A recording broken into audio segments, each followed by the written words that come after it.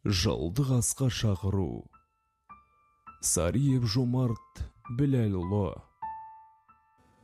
Әкешім, шаңыраққа болдың пана, жамандық қылмаушы едің ешбір жанға.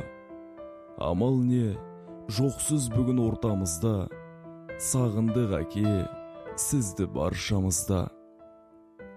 Жан әке, ұл қызыңның тірегі едің, тірі болсаң жарқылдап жүрер едің.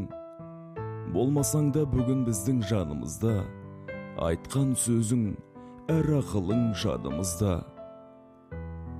Жұбанышпен жанымыз жабырқаулы, сағынышпен ұл қыздарың еске алады.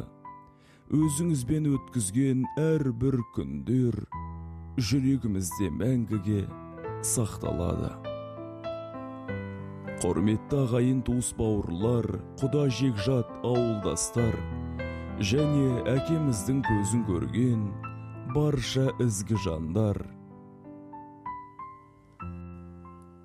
Сіздерді асқар таудай әке, асыл жар, жанашыр бауыры болған Сариев Жомарт Біләлұлының жылдық асына шақырамыз. 2023 жылдың 23 желтоқсан күні кешкі сағат 18:00-де қонағасы, 24 желтоқсан күні сағат 12:00-де жылдық асы Шәуілдер Шойманов өз шаңырағында беріледі.